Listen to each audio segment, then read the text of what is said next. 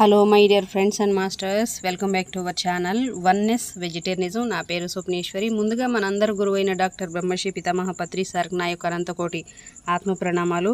సత్యలోకవాసులకి, దివ్యలోకవాసులకి, మహాకారణ లోకవాసులకి, నక్షత్ర లోకవాసులకి, ఏంజల్స్కి, మహావతార్ బాబాజీకి, బుద్ధ భగవానుడికి, రామ్తా మాస్టర్కి, పరమాత్మైన సదానంద యోగి మహారాజ్కి, పరమ గురువులకి, పరమ గురుమండలంతటికి నా యొక్క అనంతకోటి ఆత్మ ప్రణామాలు.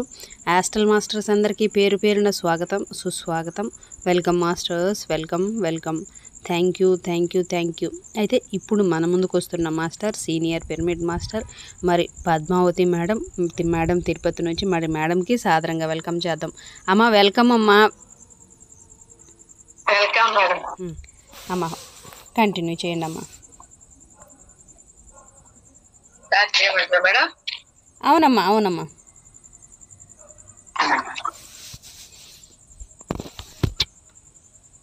ముందుగా జగద్గురు అయినటువంటి బ్రహ్మ ఋషి పత్రిజీ గారికి మరి స్వర్ణమాల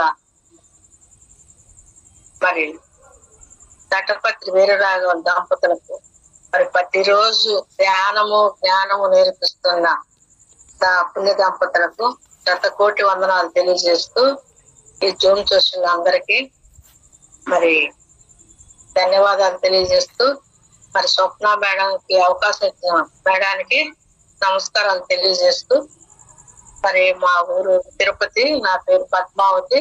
నేను ఈరోజు ఎంచుకునే టాపిక్ ఏంటంటే జ్ఞానమాల అమ్మ రాసింది, రాజలక్ష్మి అమ్మ రాసింది. అహంకారాన్ని మమకారాన్ని ఎలా పోగొట్టాలి అనేది టాపిక్. జీవితంలో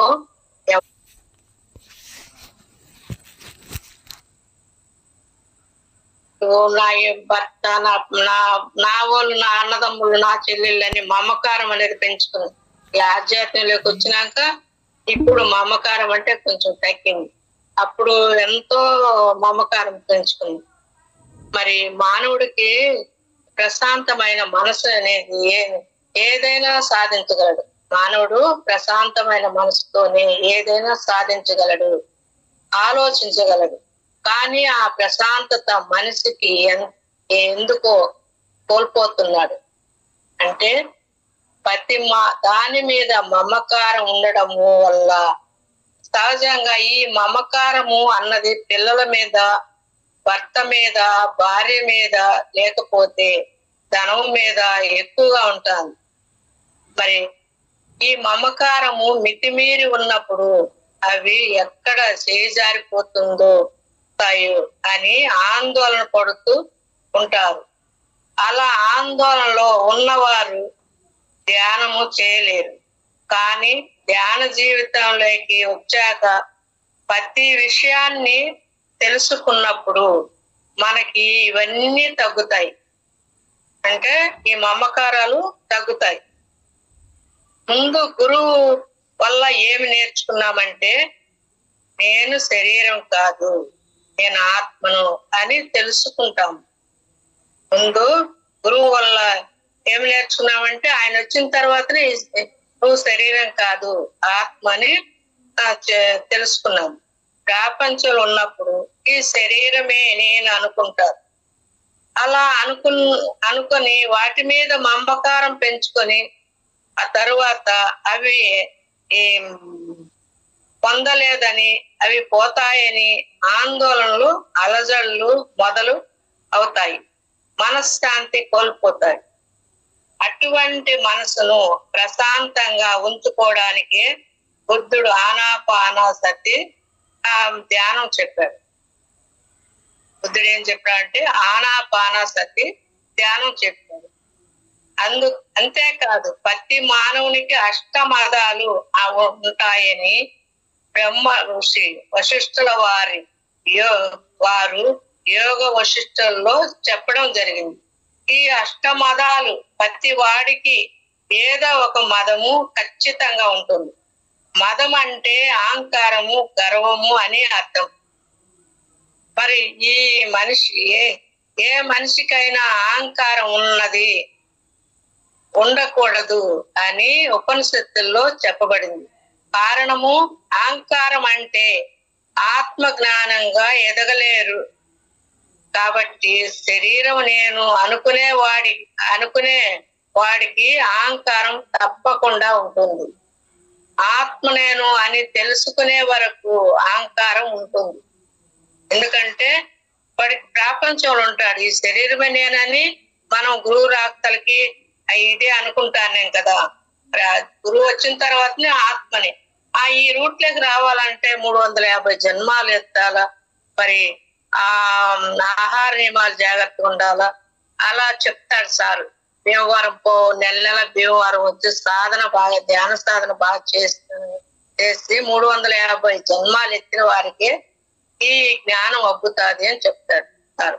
అలా ఆ ఆత్మ నేనని తెలుసుకునే వరకు అహంకారం ఉంటుంది. అష్టమదాలు ఉన్న వారికి అహంకారం ఉంటుంది. అష్టమదాలు అంటే 1 కుల మదము, 2 ధన మదము, 3 విద్య మదము, 4 రూప మదము, 5 అధికార మదము, 6 ఆస్తిపాస్తుల మీద మదము, 7 వ్యసనాత్రయ, 8 ఆశ్రిత జన పక్షపాతము. ఇవన్నీ 8 మదాలు ఉంటాయి. అంటే 1 కుల మదం అంటే నేను పెద్ద కులంలో పుట్టాను అనే అహంకారం. అంటే నేను రెడ్లము నాయుళ్ళు అనే వాళ్ళకు కొంచెం మదం ఉంటుంది. ఎందుకంటే మేము పెద్ద కులం పుట్టాము, మాది పెద్ద కులము అని అహంకారం ఉంటుంది. 2 ధన మదము అంటే నేను బాగా సంపాదించినానే అనే అహంకారం ఉంటుంది. ఎందుకంటే పాస్తులు ఉంటే చాలని ఈ శరీరం తిన్నప్పుడు వాళ్ళకి అది గర్వం ఉంటుంది, అహంకారం ఉంటుంది. నేను బాగా సంపాదించినాను, నేను పెద్ద పదవి పొందినాను అని. మరి విద్య మదము నేను బాగా చదువుకున్నాను అనే అహంకారం ఉంటుంది. అంటే ఈ ప్రపంచంలో విద్యలలో డిగ్రీలు చూసుకొని నేను ఇంత చదువుకున్నాను, నేను లాయర్ని, నేను డాక్టర్ని, నేను ఇంజనీర్ని, నేను గొప్పవాడిని అనే మదము వస్తుంది. అందుచేత ప్రాపంచిక చదువులన్నీ అహంకారాన్ని పెంచితే ఆధ్యాత్మిక విద్య అంటే ఆత్మ విద్య వినయాన్ని నేర్పుతుంది. ప్రాపంచిక విద్యలో నేను చదువుకున్నాను అనుకుంటారు, కానీ ఆధ్యాత్మిక విద్యలో అంతా ఒకటే అని తెలుసుకుంటారు. కాబట్టి వినయం వస్తుంది. ఇది తెలియకపోతే అహంకారమే. రూపమదం 4వది రూపమదం. నేను అందగత్తెను, అందగాడిని అనే అహంకారం ఉంటారు. అంటే అందం ఎన్ని రోజులు ఉంటుంది? యవ్వనములు ఉన్నప్పుడే అందం. మళ్ళా యవ్వనము మరి బాల్యము, యవ్వనము, కౌమారం, వృద్ధాప్యం అంటారు. మళ్ళీ బాల్యము తర్వాత యవ్వనం అంటారు. ఆ యవ్వనం ఎన్ని రోజులు ఉంటుంది? కొద్ది రోజులు మళ్ళా వృద్ధాప్యం వస్తుంది, కౌమారము, వృద్ధాప్యం. కానీ ఆ అందం ఉంటుందా? ఉండదు. అప్పుడు ముర్చిపోతారు. అందం ఉండదు, నాకన్నా అందగతి లేదనేసి. మరి వృద్ధాప్యం వచ్చినప్పుడు మళ్ళీ ఆ రూపం ఉంటుందా? ఉండదు. కానీ అది తెలుసుకోలేము మనం. మరి 5వది అధికారం, అధికార మదం. నాకు పదవి ఉంది అని, నేను సీఎం అని, నేను మినిస్టర్ అని అహంకారం ఉంటుంది. అంటే పెద్ద పెద్ద పోస్టులు ఉన్నాయి అని అహంకారం. అవన్నీ ఈ ప్రపంచం వరకే. అవన్నీ మనం తీసుకుపోయేది ఏమి లేదు. మనము తీసుకుపోయేది ఆత్మతో కూడినట్టే తీసుకుపోతాము. ఈ శరీరంతో కూడినట్టు ఈ పదవులు, ఈ సంపదలు, ఈ ఆస్తిపాస్తులు ఏది మనం మిట్రాదు. అన్ని పోయేటప్పుడు మనం వదిలిపోవాల్సిందే. ఈ భూమి మీద, భూలోకంలో ఈ శరీరం కూడా వదిలిపోవాల్సిందే. కానీ ఆత్మతో వచ్చేటే మనం ఎమ్మిటి వచ్చేది ఆత్మ సేవలే. 6వది ఆస్తిపాస్తులు. ధనము, పదవులు వల్ల వచ్చే అహంకారం. అంటే ఈ ధనం ఉండదు, నాకన్నా గొప్పవాడు ఏముంది. ఇప్పుడు ధ్యానం చేయమంట ఉండేవాళ్ళకు, మాకేం తక్కువ, కళ్ళు మూసుకునే దానికి మాకేం తక్కువ ఉంది ధ్యానం చేయాలని అంటారు. నేను ఎంతో మందిని పిలిచినాను, ధ్యానాన్ని ఆరోగ్యం ఆనందం బాగుంటది, ధ్యానాన్ని చేయండి, భీమవరం రండి అంటే మాకేం తక్కువ ఉంది, మళ్ళా ఆడిపోయి కళ్ళు మూసుకునే కన్నా ఈడు మూసుకుంటే పోదా మాకేడ తీరుకుంది అంటారు. కానీ ఆ గర్వం. ఏడవది విశ్వనాథ్రే, ధనం మీద, భార్య మీద, భర్త మీద, పిల్లల మీద మమకారం. అంటే ఈ మమకారం అనేది తొలగించుకున్నప్పుడే ఆత్మ జ్ఞానం అబ్బుతుంది. శరీరం నేను అనుకున్నప్పుడు మమకారం ఉంటుంది. ఈ శరీరం నాది కాదు అన్నప్పుడు ఆత్మ జ్ఞానం నేర్చుకున్నప్పుడు ఈ మమకారాలు తగ్గుతాయి, ఆత్మ జ్ఞానం అబ్బుతుంది. 8వది ఆశ్రిత జన పక్షపాతం. నన్ను ఇంతమంది ఆశ్రయిస్తున్నారు, నేను ఇంతమందిని సేవ చేస్తున్నా అన్న అహంకారం. అంటే నేను ఇంతమంది సేవ చేస్తున్నాను, నా వల్ల జరుగుతుందని అహంకారం ఉంటారు. వీటిని అష్టమదాలు అంటారు. ఇవన్నీ ఒకవేళ ఉండకపోయినా, ఒకరికి ఒకటి ఉండకపోయినా ఇందులో ఏదో ఒకటి అని పెంచుతూ ఉంటుంది. ఇవన్నీ పోవాలంటే దోస మీద ధ్యాస పెట్టి తీవ్ర సాధన చేస్తే మెల్లి మెల్లిగా మనసు శూన్యమవుతుంది. అహానికి కారణము మనసే. మనసు లేకపోతే ఇంకా అహం ఎక్కడ ఉంటుంది? పత్రి గారు ఏం చెప్తున్నాయంటే, పోగొట్టుకోవలసినవి పోగొట్టుకుంటే పొందవలసింది పొందుతారు అని. అంటే ఆ ప్రపంచమే శాశ్వతము అనే అభిప్రాయాన్ని, శరీరం నేనే, మనసు నేనే అనే అభిప్రాయాన్ని పోగొట్టుకుంటే మిగిలేది ఆత్మే. ఆ ఆత్మ నీవు అయి ఉన్నావు అని తెలుసుకోగలిగితే మెల్లిమెల్లిగా అహంకారం తగ్గుతూ ఉంటుంది. అంతేకాదు, ఏదో ఒక రోజు నాకు వృద్ధాప్యం వస్తుంది, దాని నుంచి నేనేమి తప్పించుకోలేను అని తెలుసుకొని ఆ విషయాన్ని అనుక్షణము గుర్తుంచుకుంటే నేను యవ్వనం అంతుడిని అని అహంకారం పోగొట్టుకుంటాడు. అంటే ఈ వృద్ధాప్యము ఇదంతా మరి తప్పించుకోలేము. మరి అది ఆ విషయం అనుక్షణం గుర్తు చేసుకుంటాను, నాకు ఎప్పుడైనా వృద్ధాప్యం వస్తుంది, నేను యవ్వనవంతుడిని అని అహంకారం పోగొట్టుకోవాలి. ఈరోజు నీవు యవ్వనంలో ఉండవచ్చు, కానీ కొన్ని రోజులు తర్వాత వృద్ధాప్యం వచ్చినప్పుడు ఏం చేయలేకపోవచ్చు. అందుచేత వృద్ధాప్యములో ఉన్న వాళ్ళు ఎప్పుడు హేళనగా చూడకూడదు.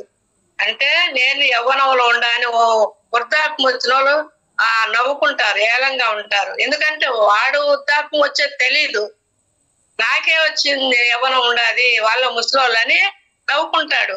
అది మళ్ళా ముందుండేది తెలియడం ఉంది లేకపోవడం. అందుచేత వృద్ధాప్యము లో ఉన్నవాళ్ళు ఎప్పుడు ఏలంగా చూడకూడదు.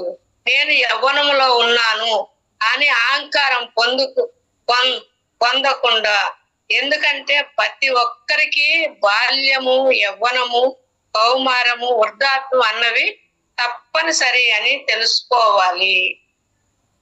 వృద్ధాప్యము సహజమని నీకు అనిపించినప్పుడు ఒకటి నీలో అహంకారము వదులుకుంటావు.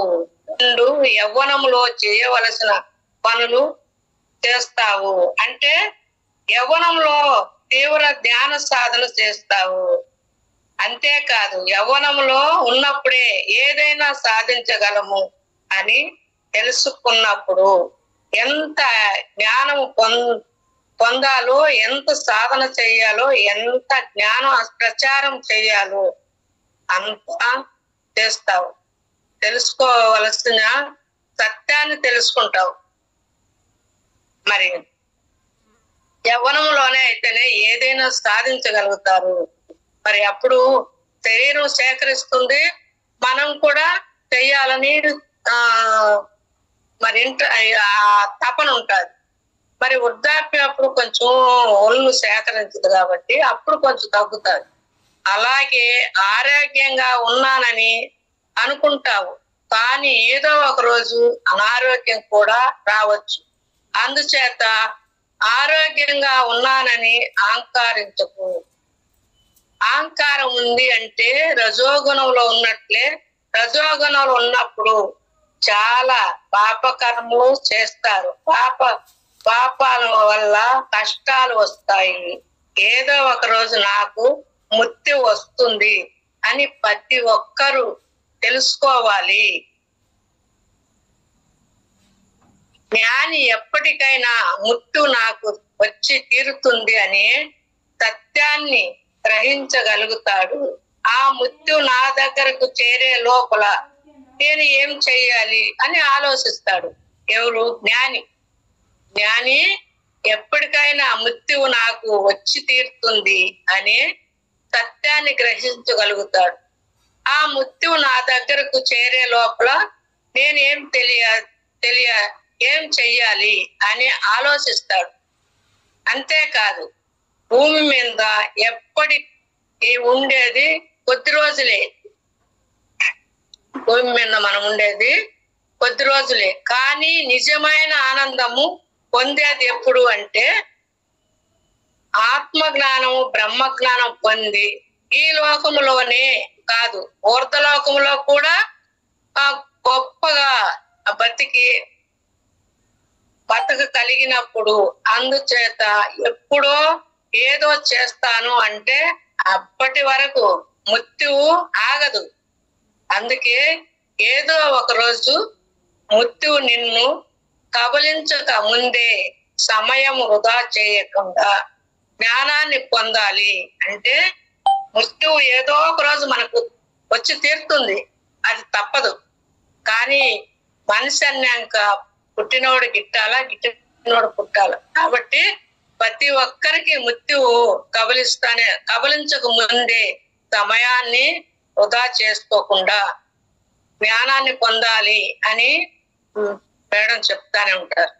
అలాగే నేను అమితంగా ప్రేమించిన అన్ని కూడా ఏదో ఒక రోజు నేను వదిలిపెట్టవలసిందే, లేదా అయినా నన్ను వదిలిపెడతాయి.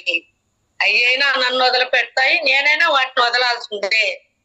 ఇది అనుక్షణము జ్ఞాపకము ఉంచుకుంటే నా వాళ్ళు అనుకుని వాళ్ళ మీద మమకారం పెంచుకోకుండా ఉండడము, వారితో ఉంటాము. కానీ వారికి ఏదైనా అవుతే ఏడుస్తూ కూర్చుంటాము. వారికి భర్తగా ఎంత చెయ్యాలో అంత చేస్తాము, భారీగా ఎంత చేయాలో అంత చేస్తాం. పిల్లలను కన్నాం కాబట్టి వాళ్ళకి ఎంత చేయాలో అంత చేస్తాము. అంటే కానీ వారి మీద మమకారం పెంచుకోకూడదు. అంటే నా వాళ్ళ నేను కూడా ముందు అలానే ఉన్నా. అన్నదమ్ముల మీద, అక్క చెల్లెల మీద, తల్లిదండ్రుల మీద ఎప్పుడు క్షణము మమకారాన్ని పెంచుకొని నా వాళ్ళు ఎలా ఉండారు, వాళ్ళకి ఏమి ఆపద వస్తుందని ఎప్పుడు 24 గంటలు అనుకుంటాను. కానీ ఆ మమకారం అనేది ఇప్పుడు తెలుసుకున్నాను. మరి బంధం ఉంటే మోక్షాన్ని పోలేము అని ఇప్పుడు తెలుస్తాను. ఆ మమకారం అనేది ఎక్కువ పెంచుకో, ఎంతవరకు ఉండాలో అంతవరకు ఉండాలని చెప్తాను. నాకింత మంచి సంసారం ఉందని అహంకారం పెంచుకోరు. ఎప్పుడైతే అహంకారాన్ని పక్కన పెడతామో అప్పుడే మన మనసు సాధన వైపుకు తిరుగుతుంది.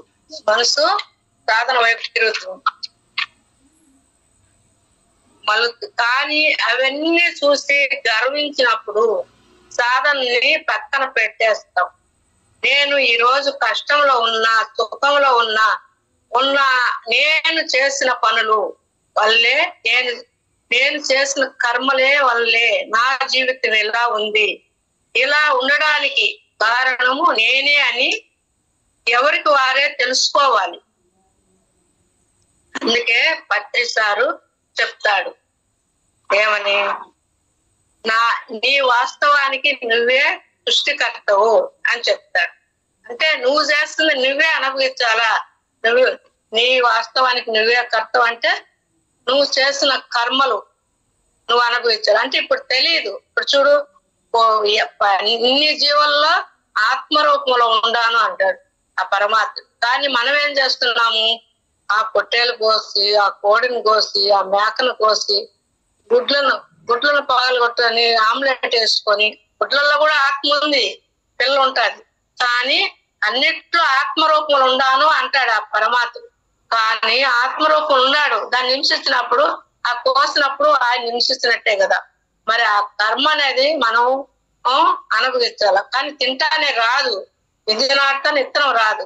పండు వస్తుందా విత్తనం నాటుతానే రాదు. కాబట్టి అలా కర్మ పండినప్పుడు మనం అనుభవించక తప్పదు. అందుకని పత్రి సార్ ఏమంటాడు? నీ వాస్తవానికి నువ్వే సృష్టికర్తవు అని చెప్తాడు. మరి అది మనం చేసుకునేటే మనం అనుభవించాలని ఇప్పుడు తెలియదు. చేసేటప్పుడు, అనుభవించేటప్పుడు అప్పుడు తెలుస్తుంది. ఇప్పుడు సుఖంగానే ఉంటుంది. అనుభవించేటప్పుడు బహు దుర్భంగా ఉంటుంది. వర్తమానంలో నీవు కష్టాలను అనుభవించు, భోగాలను అనుభవించు, మరి సుఖాలను అనుభవించు. ఏది అనుభవిస్తున్నా నీవు చేసుకున్న కర్మలే. అంటే నీవే కారణము. అంటే నువ్వు చేసుకున్న సుఖాలు అనుభవించు, ఆ భోగాలు అనుభవించు, మరి ఎన్ని కష్టాలు అనుభవించు. అవన్నీ నువ్వు చేసుకునేటే. కర్మలు గాని, భోగాలు గాని, కష్టాలు గాని ఏది నువ్వు చేస్తావో అదే నువ్వు అనుభవిస్తావు. దానికి కారణం నువ్వే అని చెప్తాడు. ఈ రోజు మనకు భోగాలు ఉన్నాయి, ఎంతో డబ్బు ఉంది అంటే అది మన ప్రాప్తం కాదు, మన గతములో చేసిన పుణ్యకర్మల ఫలితమే. ఈ రోజు భోగాలు రావచ్చు, అలాగే కష్టాలు ఉంటాయి. ఎంత ధ్యానము చేస్తున్నా కష్టాలు పోలేదు అంటారు. నీవు గతంలో చేసుకొని గతంలో చేసుకొని వచ్చావు, కానీ దానికి దగ్గ సాధన చేస్తే అవి పోతాయి. అంటే నేను ధ్యానం చేస్తున్నాను, నాకు కష్టాలు వచ్చినాయి, ఎందుకు పోలేదు, ఇంత ధ్యానం చేస్తుంటే అని అంటారు. కానీ నువ్వు గతంలో చేసుకునేటి, మనం 84 లక్షల జీవరాశుల్లో మానవ జన్మ వచ్చింది. కానీ ఆ అన్ని జన్మల్లో ఏ జన్మలో ఏది చేసుకున్నా మనకు తెలియదు. ఆ గతం అంటే మరి ఆ జన్మలో ఏం చేస్తుంది, ఈ జన్మలో అనుభవించాల. మరి తప్పదు కదా, మనం చేసుకున్న మనమే. మరి పత్రిసారి మన వాస్తవానికి ఈ వాస్తవానికి నువ్వే సృష్టికర్త అన్నాడు కదా. మరి మనం ఏది చేస్తామో అదే మనం అనుభవించాలి అని చెప్తాడు. మరి గతంలో చేసుకునే తప్పవు కదా, కానీ దానికి దగ్గ సాధన చేస్తే అవి పోతాయి. మరి సాధన చేసినప్పుడు పోతాయి. మరి అహంకారం వలన నేను సంపాదించినాను అనుకుంటావు. మరి నీలాగే కష్టపడిన వారు అందరికీ పదవులు ఉన్నాయా? లేవు. సంపదలు ఉన్నాయా? లేవు. మరి నేను చేసిన కొంతమంది అంటారు భార్యలతో, భర్తలు, నేను సంపాదించినాను, నేను ఇల్లు కట్టినాను, నా వల్లనే అయింది ఇదంతా అని అంటారు. కానీ మిగతా వాళ్ళు కూడా కష్టపడతారు. కూలికి పోయిన వాళ్ళు, ఆ పనులకు పోయిన వాళ్ళు కూడా కష్టపడతారు. మరి వాళ్ళకి లేదే ఎందుకు? కానీ అది గత జన్మలో చేసుకునేటి ఈ జన్మలో అనుభవిస్తా ఉండవు. మరి అహంకారం అనేది ఉంటుంది, నేను సంపాదించినాను, నేను ఇంత గొప్పవాడిని అని. మరి లేదు. మరి అలాంటప్పుడు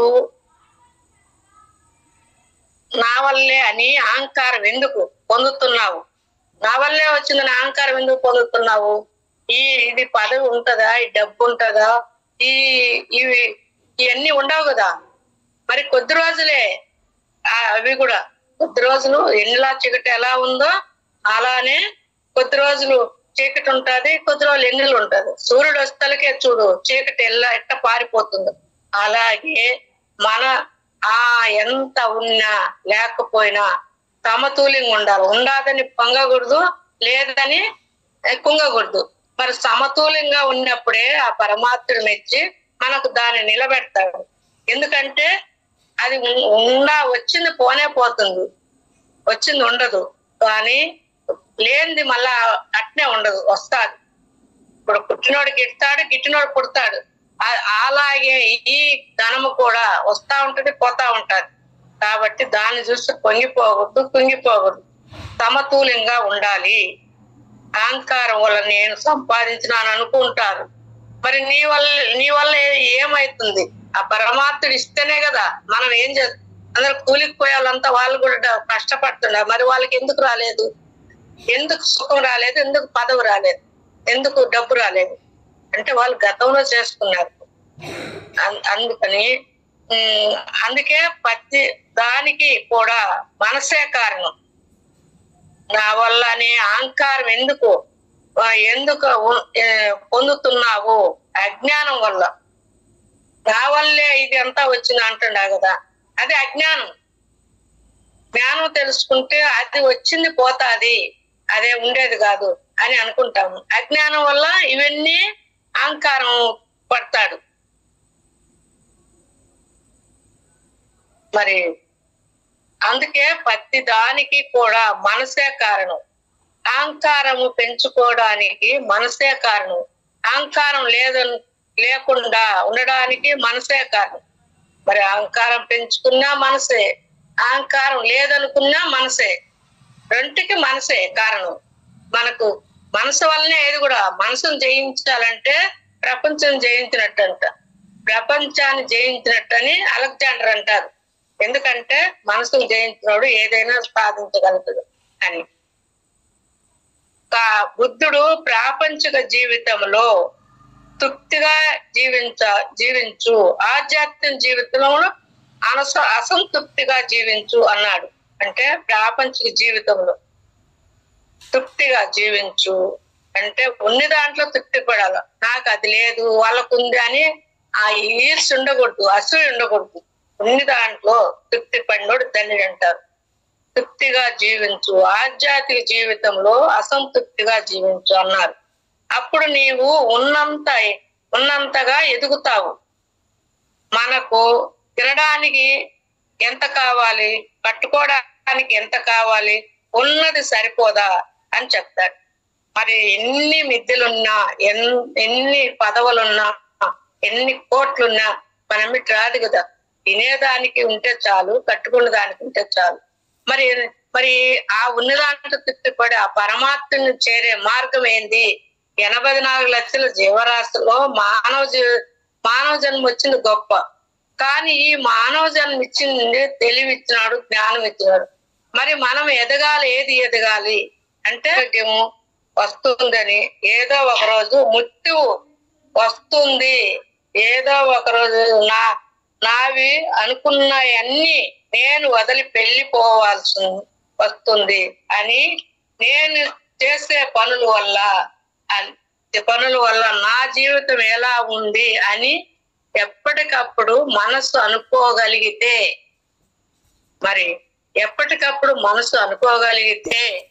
మనసు ప్రశాంతంగా ఉంచుకొని సాధన చేస్తావు.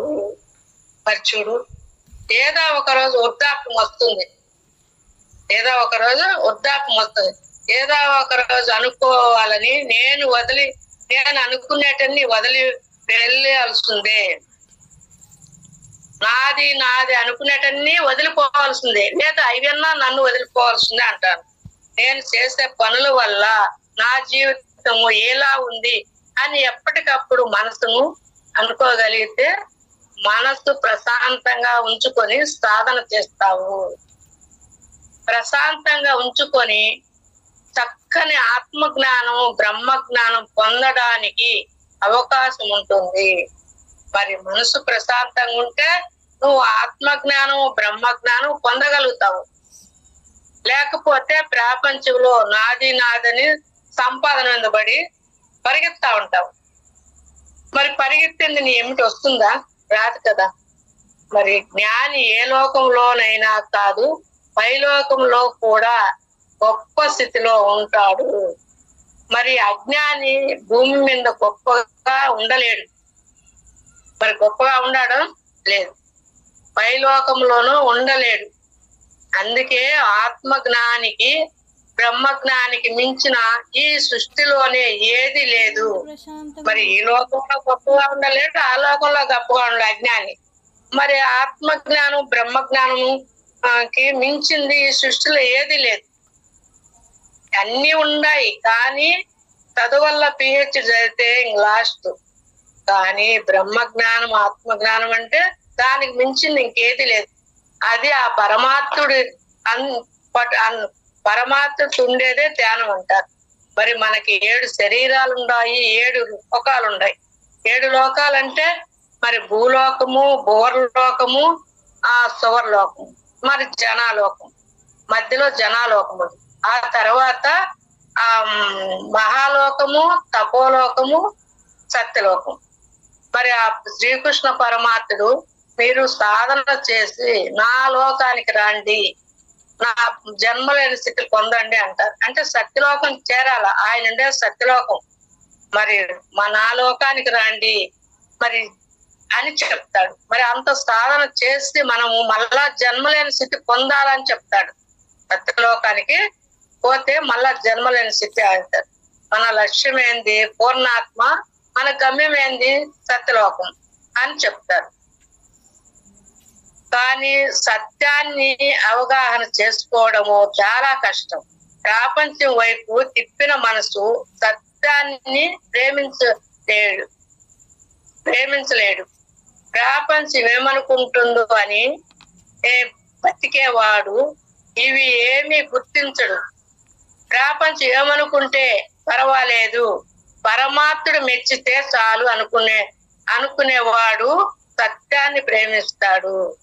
అంటే ఈ ప్రపంచంలో ఈ ధ్యానం